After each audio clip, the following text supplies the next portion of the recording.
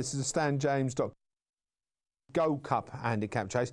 This is actually not a bad race. It's a good race. Yeah, this is probably, I think, probably fair to say that the best TV race on the card today, and that's saying something. It's better. It's better. Yeah. Highlight, Sound Investment. Let's start with Sound Investment, shall we? Yeah, he won well, didn't he? Sandown, wasn't it? He won well, and then he upped into 3 miles at Ascot, and he blatantly didn't stay. He was going really behind the young master, it was, and he was going really well. About 3 out of 4 out, he was going well, and he just fell in the hole. Then why has he dropped him back to 2.5? He's got top weight today, isn't he? And he might have shown his hand to the handicapper after that Sandown win. Yeah, I mean, listen, Paul Nicholls on a Saturday. Is it fair to say been winning right-handed as well? Yeah. That's a good point, yeah. I listen, Paul Nicholls' horses always get smashed up on a Saturday, especially when you've got this one that's been performing consistently. You know, it was 6 to 1 overnight. That didn't last long. You're now looking at a price of around the 11 to 4 mark, which is getting too skinny for me, personally. Top weight in what looks like a competitive handicap. Clearly, I think it's one of the better types in the race. I can see completely where Melissa gets the view on Headley's Bridge, especially if there's an excuse for that run the last day. At 20 to 1 for what is, I don't mean this disrespectfully, a smaller yard, that could be a huge price.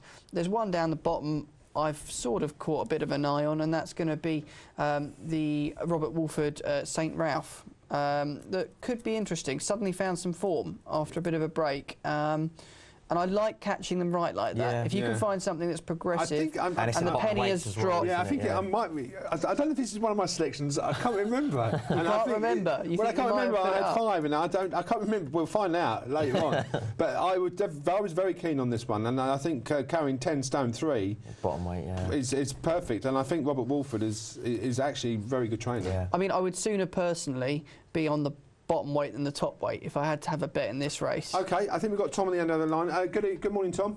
No, it's not Tom, it's Valuator. Oh, it's not. It's oh, right, okay.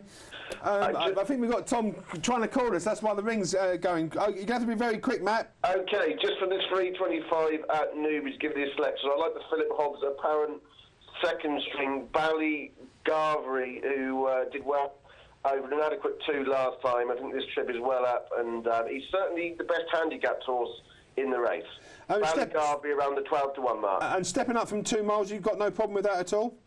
No, absolutely not. He's won over the 2.5, 4. That's what he needs. I mean, that brick red last time at Sandown, they got away from him, and it's a hard place to come from behind, and he just got out of his rhythm a little bit. But over the extended 2 miles at Ascot, 2 mile 1, being up to Lund, they were upside at the last, and he stormed clear. And before that, as well at Cheltenham, over 2 miles behind East Lake, he stormed up the rail that day. And for a horse that got beat 5 lengths, if you wind the tape on, he shoots past all of them in the pull-up area. I don't know, and I just think this race it's a grade 3, but let's have it said, it's dire. It's class 2 at very, very best. You know, it's a class 2 handicap. I respect Sound Investment down in trip, and I believe that Sound Investment just had stomach ulcers after the time before. So perhaps you can excuse him a little bit more. But he's got a lot of weight, and I just thought this Ballygarvery very interesting with Tom O'Brien. Okay, and before you go, we monitor your show on Tuesday. Yeah, absolutely. Do tune in on Tuesday. I'm probably going to get a load of stick. We've got Paul Nicholls on for the Arkle preview, and there's one horse I'll be taking on at this Cheltenham I can't have on my mind, and that is the favourite Underso. Couldn't have it at all, and I'll give my reason for that on Tuesday, 6 p.m. to 6:45. Okay, Matt, thank you very much indeed. Okay, got Peter. the call wrong, but have a good day at Newbury today. Cheers. Thanks a lot. Right, okay, so it's Ballygarvery for Matt. Price around about 9 to 1. It's got a little bit of form as well. Ballygarvery's about 14 to 1, Peter. So Matt's pretty solo in his selection there. But, you know, there is some form in the book. He's behind some half-reasonable types. Interesting, if Fairy Raff goes and wins the veterans, this horse beat him at Ascot. So, you know, there's some lines there. I can see the angle, but it's an open affair. So, you know, why not take something at a bit of a price? Wow. And in terms of anything else in this race? Easter Meteor, I think you got mentioned. David Pipe had this. He got this from Emma Lavelle, and it was a really running with them big handicaps, wasn't it? Yeah. And they fancied it for the Paddy Power, didn't show up. Back in December, didn't show up again. But the one thing of it is, when's it going to show up? When's it going to show up? One good thing is it keeps dropping in the handicap. Yeah. So maybe today's the day, and I do like David Pipe with his. Okay, 325 selection. Easter Meteor. St Ralph at the price. Okay, St Ralph for me, and I just wonder whether it will come up a little bit later on the graphics, because it's definitely one I like. You're hoping you packed it now. I did. We're agreeing again. We've got another phone call. Hi, Tom. Hello, Peter. Good morning. Good morning. Did you get down to Newbury this morning? Well, change of plan, Pete, because the AP McCoy press conference actually got moved to yesterday morning. And if I'd done that, it would have been 3 trips to the West Country in 1 week, and I haven't got enough petrol for that. Right, OK, so you don't know what happened there. So are you giving us some tips today, or are you just coming to phone on the phone to say hello, Tom? Well, I'm on the M4 at the moment. I've just seen Lucy Wadham's horse trailer, so I have a little punt on that because she's at least going to be there on time. But the only thing, I like sound investment for the big race, the big chase, the Gold Cup down there today at Newbury. And aside from that, I will put you up one for Cheltenham. Put this one in your notebook. For the Supreme Novices, Kilcrea Vale of Nicky Henderson's has been working all over Sajid Alami at home. And Serge Alami is currently around a 12 to 1 shot.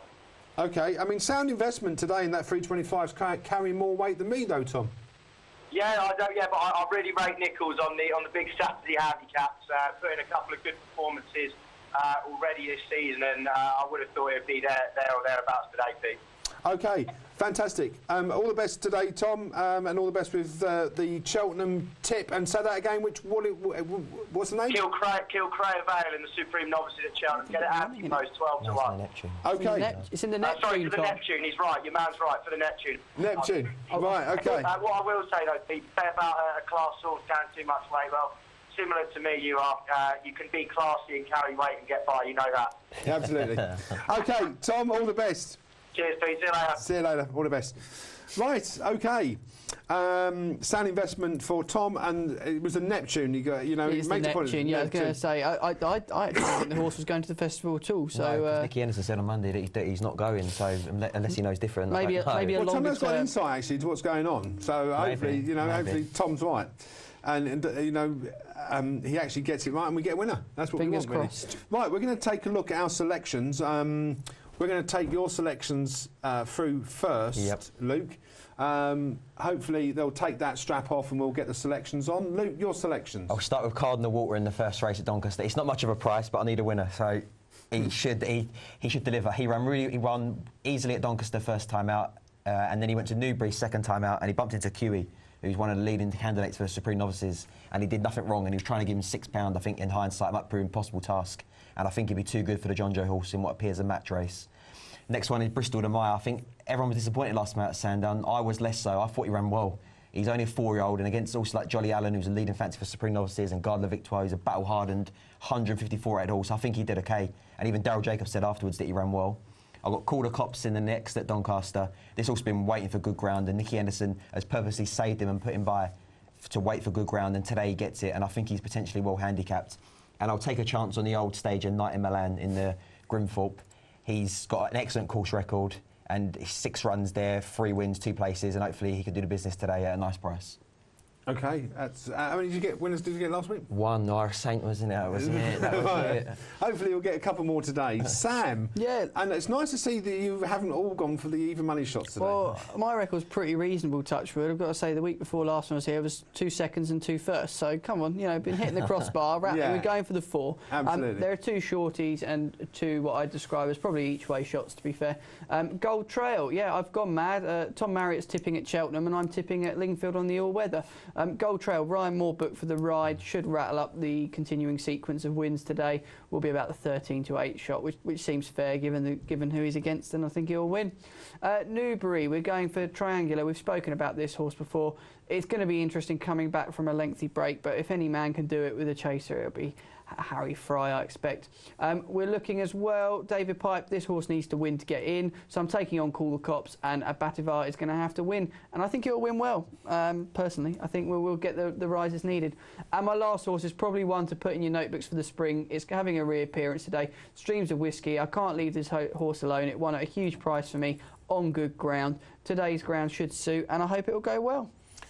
OK, the moment of truth. Did I put something up in my I hope you did after we both agreed on it. OK, let's take a look at my selections that will come up on screen. Yes, I did. And I spelled it wrong. I spelled that wrong. It was R-A-P-H, not correct. Right, OK, the selections for me. Doncaster 235, Golan Road. I think it's a tricky little mare's race, but I think at the value, and certainly was value yesterday, 4 to 1. the question marks against certainly Princess Tara with the ground and the top one in terms of the distance. Same reasons really as Sam in the 3:10 for Batavia. I think this is only a 2-horse race between Batavia and Call the Cops, and I think the £5 penalty will get this horse into the Patemps network handicap race at Cheltenham. So there are a couple of horses looking to do that, and one of them is Call the Cops as well. So it is a tricky little contest, but if it's a toss of a coin, I'm going to go for Batavia. Doncaster 3:45, the Bet Bright Grimthorpe Chase. Dropout Joe, we did mention earlier on about the novice taking on the seasoned handicappers. I just feel that the ground here will suit better, and Charlie Longson actually, I think, said yesterday that the horse had been set out for this particular race. So although he's come up against horses that are experienced, I think the form which shown already this season behind the likes of King's Palace and Irish Saint, I think Dropout Joe has an excellent chance in the 3:45.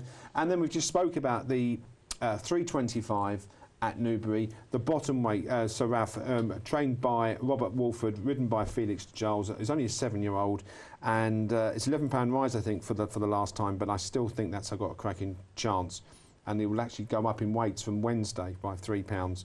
So 10 stone 3 for me. In this ground at Newbury, I'll give it a good chance. I think it's a very good race, though. But horses like Seventh Sky, Sound Investment, are good challengers.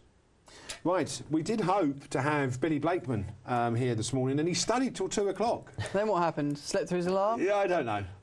We're going to get Billy's selections up on the screen because it's nice to have Billy on the selection table, and hopefully he can start pushing up the table. 1:45 for Billy is Boffy. 2:15, Realco Defarge in the 2:15, Lingfield 2:55, Swing Alone in the Ladbrokes Handicap flat race, Doncaster 3:45, Caulfield's Venture, the Bet Bright Grimthorpe Chase. That's a bigger prize. They're all very Billy tips, aren't they? Fair play to him. They've got his hallmark all over them. They have, and quite a few outsiders amongst their 4. So if you're following Billy, there are Billy's selections, and we will, as always, put those selections up on YouTube so you can follow them. We also have a Naps table, which I think Melissa's leading. It's very early days, and I actually moved up a little bit. Rocky Creek, wasn't it? Yeah, Rocky Creek. Yeah, it was impressive, wasn't it? Yeah, Rocky Creek. And in terms of last week's racing, I mean, Rocky Creek, as you said, was very impressive. We were talking about Cider Grugy as well. Yeah, Cider Grugy. Does that put, for you, Cider Grugy bang in the champion chase picture, or was it just question marks still? I was on here last Saturday, and I said, for me, he's exactly where he was last Saturday, because I thought he had to go and do what he did against them horses, and like I said, Far West Bled as well. So he didn't have a lot to beat, but it's nice to see him in good form. I'm worried about 3 runs in 30 days. Yeah, I'd love to know how much that took out the horse and what kind of work Gary Moore's done with the horse, because I suspect that's better than any kind of pre-training work you can do, you know, to get the confidence back in the horse and to do what he did. You know, yes, he should have been winning, didn't he? but his jumping was better. You know, weight does stop But horses. was he put under pressure? Yeah, exactly. What I'm saying, in the Newbury race, Mr. Mole goes out in front, he's then trying to close, he's then under pressure to try and close Mr. Mole. Last week at Chepstow, you're perfectly right in your assumption that race last week would have suited in terms of getting the confidence back in the jump in and things like that. But I don't think it answered any questions. No, that's for me. I don't think the calibre of opposition was that great. For me, this is going to be the race where it's going to be one of the races of the festival potentially. If everything runs up to its festival, you know, you imagine Champagne Fever bowling along. You've then got the likes. I don't think Champagne Fever will lead because you got Special Tiara. It goes off 1,000,000 miles an hour, doesn't it? But then, what's Sprinter going to do? You know, there's so many questions to be asked. I think it could be fantastic, and it's probably the one I'm most looking forward to. I agree. You know, obviously we saw some movement in the Triumph Hurdle market last week as well. Beltor was impressive. Beltor was very impressive. I mean, I was amazed that there was still double-figure prices, non-runner, no bet available. So I did take a little bit of that because I'm not 100% sure the horse will go. I know the trainer seems to have changed his mind. I think he's going now, isn't he? Yeah, Aintree was on the agenda, and I think Aintree would suit more in my head for that horse, but.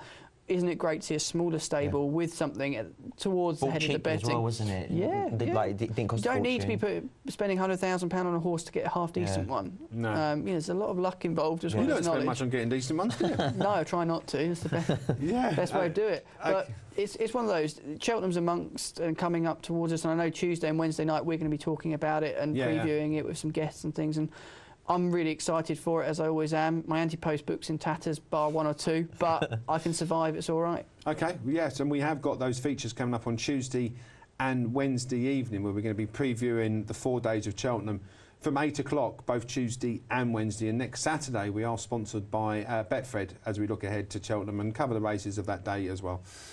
Luke, thank you very much indeed for joining us. Welcome. Nice to see you amongst the winners today. I need it. Sam, you too. Yeah, have a good day punting. Hopefully we point you in the right direction to get some of those winners. And don't forget, as I said, we're back on Tuesday night for the first 2 days of Cheltenham preview. We'll see you then 8 o'clock, plus the Value Raters Class Act. See you then. Bye-bye.